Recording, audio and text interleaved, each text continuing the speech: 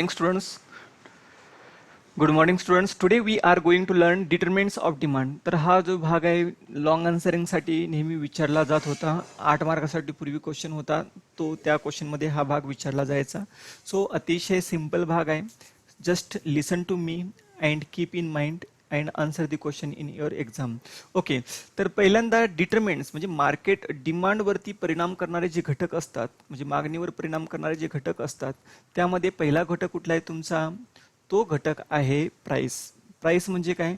आता बघा, price determine the demand for a commodity to a large extent. Consumers prefer to purchase a product in a large quantity. When price of product is less, they purchase a product in small quantities. When price of a product is high. Okay. आता एक अतिशय simple language मध्ये तुम्हाला मी सांगणार आहे, जास्त complicated करणार नाही मला. ठीक आहे, काय करायचं तुम्ही बघा, अगदी simple logic. There is a inverse relationship between price and quantity demand. It means that when the prices are going to increase, म्हणजे एखाद्या वस्तूची किंमत वाढते, जसं आता पेट्रोलच्या किमती खूप वाढत चाललेल्या आहेत, त्याची डिमांड काय होणार आहे तुमची? कमी होणार आहे. Higher the price lower the demand and lower the price higher the demand. म्हणजे वस्तूच्या किमती कमी झाल्या की त्याचा वस्तूचा वापर पण वाढतो आणि मागणी पण वाढते. तर तोच भाग ह्या ठिकाणी वेगळ्या लँग्वेजमध्ये सांगितलेला आहे.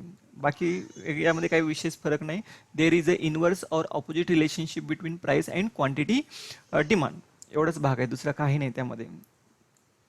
Next, income. आता ह्याच्यामध्ये डायरेक्ट रिलेशन आहे. फक्त एक लक्षात घ्या तुम्ही, मी जे शब्द बोलतोय ना ते लिहून घेत चला वाटल्यास, अतिशय इम्पॉर्टंट शब्द असतात.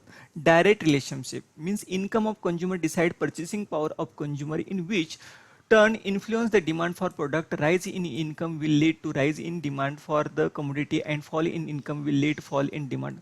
साधं सिंपल आहे, कोणी लहान मुलगा पण सांगेल. उत्पन्न वाढल्यानंतर मागणी वाढणार आहे, उत्पन्न कमी झाले की मागणी कमी होणार आहे. Higher the income higher the demand, lower the income lower the demand. So income determine the purchasing power of a commodity.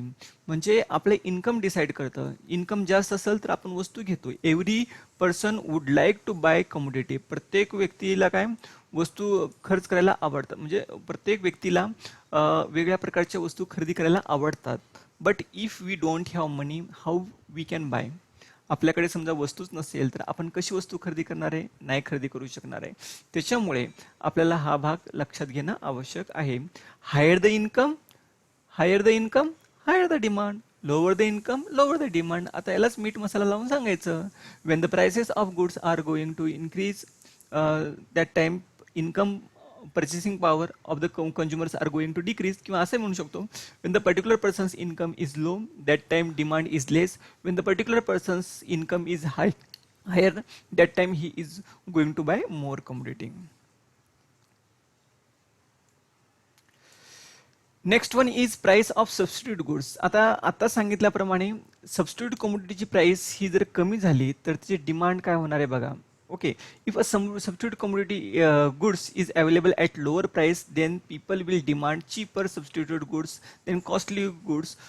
For example, if the price of sugar price rises, the demand for jaggery will rise. अतिशय simple example आहे, सहज सांगता येईल तुम्हाला.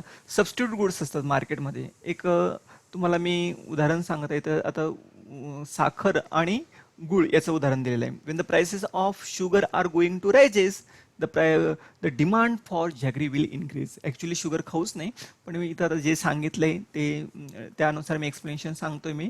ठीक आहे. So here these are the substitute commodities. ह्या कशा आहेत? पर्यायी वस्तू आहेत. एक वस्तू नसेल दुसरी, जसं की पेट्रोल आणि डिझेल आपल्याकडे सबस्टिट्यूट असतात, आहे का नाही.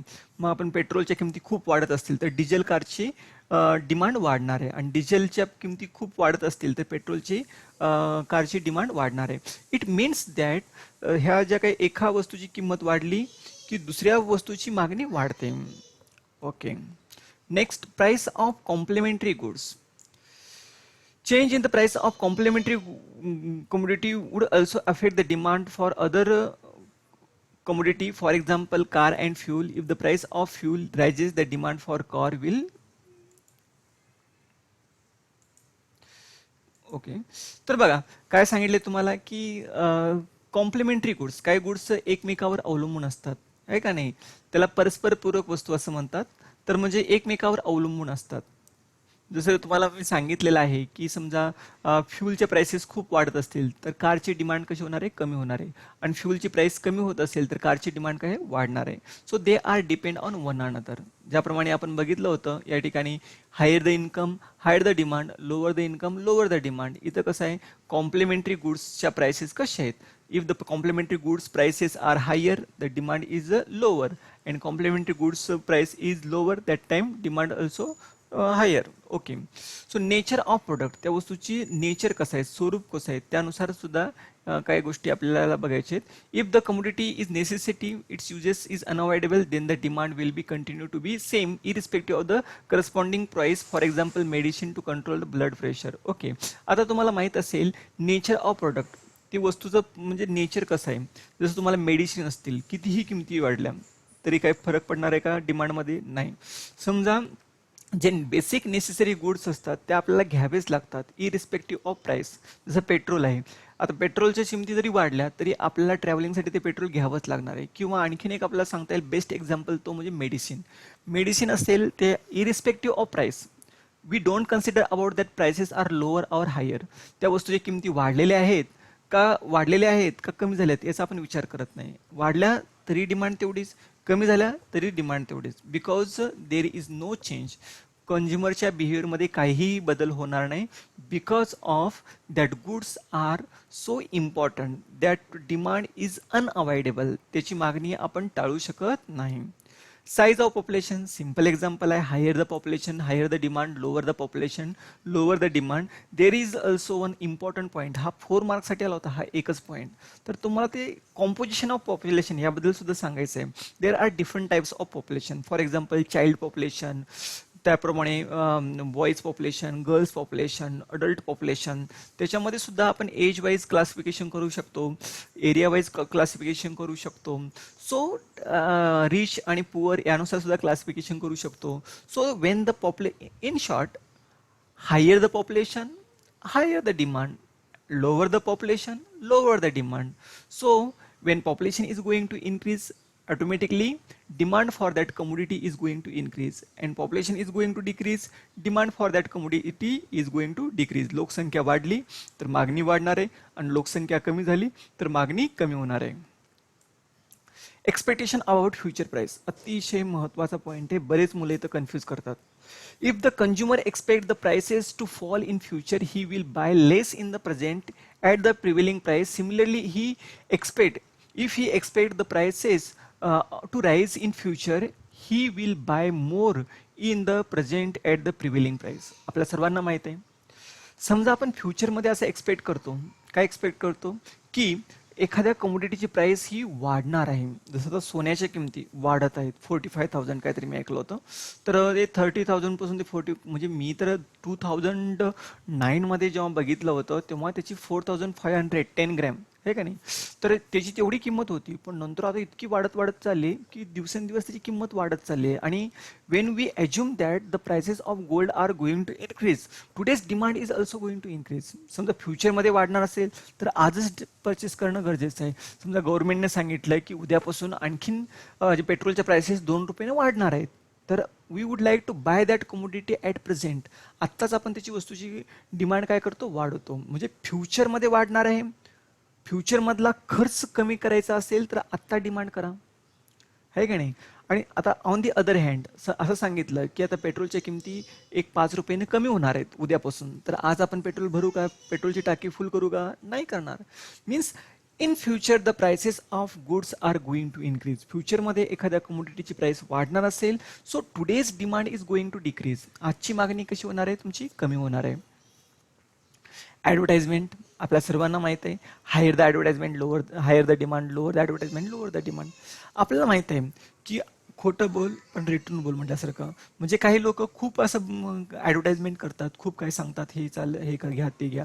It means that they are going to influence.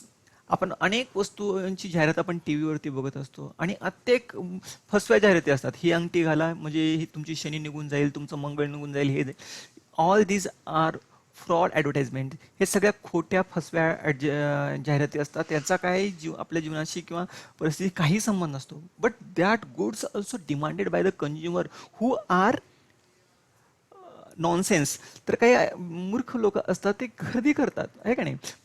आपल्याला इथं बघायचं आहे, फक्त काय बघायचं आहे, advertisement. Advertisement is very very important to increase our sales. आपल्याला आपल्या वस्तूची विक्री करायची असेल तर आपल्याला जाहिराती करावी लागतील, आणि जेवढे काय आपण जाहिराती करू तेवढं लोकांच्या मनामध्ये त्या वस्तूबद्दलचं अट्रॅक्शन वाढणार आहे.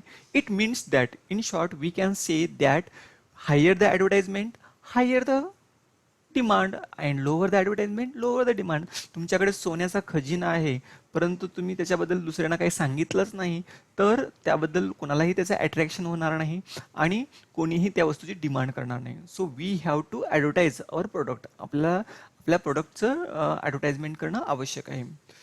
So taste habit and fashion. Taste habit and of consumer influence the demand for commodity. तर बघा आपल्याला माहिती आहे टेस्ट असेल हॅबिट असेल यानुसार डिमांड बदलत असते आहे का नाही. जसं की तुम्हाला माहीत असेल लहान मुलांचे बघा आहे का नाही, लहान मुलांना कुरकुरे चॉकलेट हे खूप आवडतात. टेस्ट हॅबिट सवयी ह्या ज्या असतात त्यांना खूप काही अट्रॅक्ट करतात. They don't know about what are the disadvantages. त्यांचा तोटा काय होतो, आपल्या शरीरावरती किती अपाय होतं आहे का नाही, किती त्याचे वाईट परिणाम होतात ते आपण त्याचा विचार सुद्धा करू शकत नाही. परंतु ते लहान मुलांना त्याचा सेन्स नसतो. Okay, so he will demand more of them. म्हणजे चॉकलेट असेल, consume we would like to consume tea, अशा अट्रॅक्टिव्ह गुड्स असतात. In economics we don't consider that particular goods is good or bad.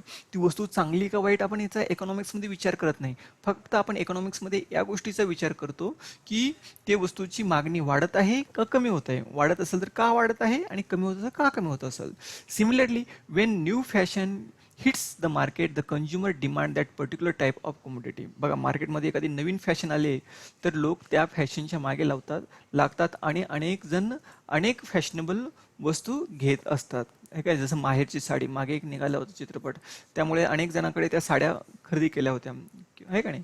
तर अशा प्रकारे level of taxation. High rate of taxes on goods and services would increase the prices of goods or services. This in turn would result in decrease in demand for goods or service and vice versa. Simple आहे. जर समजा गव्हर्नमेंटने tax वाढवला असेल तर त्याची demand काय होणार आहे, कमी होणार आहे, आणि गव्हर्नमेंट टॅक्स कमी केला असेल तर डिमांड काय होणार आहे, वाढणार आहे. Tax determine your purchasing ability. Tax आपली पर्चेसिंग ॲबिलिटी ठरवत असतं. आता इन्कम आणि डिस्पोजेबल इन्कम या दोन्हीमध्ये फरक आहे. जसं इन्कम म्हणजे समजा एखाद्या व्यक्तीचं इन्कम आहे 5 लाख रुपये आणि गव्हर्नमेंट त्यावरती समजा 10% टॅक्स लावत असेल. 5 लाखावर 10% म्हणजे 50,000 टॅक्स जात आहेत. म्हणजे त्याचं इन्कम टोटल इन्कम आहे 5 लाख रुपये पण डिस्पोजेबल इन्कम किती आहे, 4,50,000. कारण ऑलरेडी त्याला 50,000 रुपये टॅक्स म्हणून द्यावे लागणार आहेत. ओके, मग आता समजा 10%च्या 20% म्हटलं आहे का नाही. 5 लाखावर 10% 50,000. 20% म्हटलं तर किती, 50च्या दुप्पट 1 लाख रुपये. म्हणजे 5 लाख रुपये इन्कम सांगायला झालं पण ऑल ते टोटल टॅक्स किती जातोय आपला, 1 लाख रुपये जातोय. It means that higher the tax lower the disposable income. Means higher the tax lower the demand and lower the tax higher the demand. म्हणजे गव्हर्नमेंटने टॅक्स वाढवलं तर गव्हर्नमेंटचं इन्कम वाढणार आहे आणि आपलं एक्सपेंडिचर वाढणार आहे. त्यामुळे our purchasing power is going to be decrease. So this is very important part. नंतर आहे other factor, climatic condition. Climate change झालं, मान्सून गुड मान्सून असेल तर more production more demand. Change in technology, टेक्नॉलॉजीमध्ये बदल झाला तर मोर सप्लाय होऊ शकते. जसं आता ऑनलाईन लेक्चर्स खूप मोठ्या प्रमाणे आपण घेऊ शकतो at any time at anywhere at any place. Okay, so government policy, गव्हर्नमेंटच्या पॉलिसी सारख्या बदलत असतात. कस्टम अँड ट्रेडिशन्स, त्यानुसार पर्टिक्युलर सीझनमध्ये एखाद्या कमोडिटीची प्राईस वाढली तरी डिमांड वाढते. So all these factors are going to determine or going to influence on demand. तर हाच क्वेश्चन कसा विचारला जाऊ शकतो, लॉंग आन्सरिंगला हा क्वेश्चन खूप वेळा विचारलेला आहे. Explain the factor which determine the demand. What are the determinant factor which determine the demand? What are the factor which influence on the demand? तर अशा प्रकारचे तुम्हाला क्वेश्चन विचारले जाऊ शकतात. तर हे आपण बघितलेलं आहे. आता पुढे सुद्धा हाच घटक आहे, आपण पण तो भाग आपण नंतरच्या व्हिडिओमध्ये कव्हर करणार आहोत.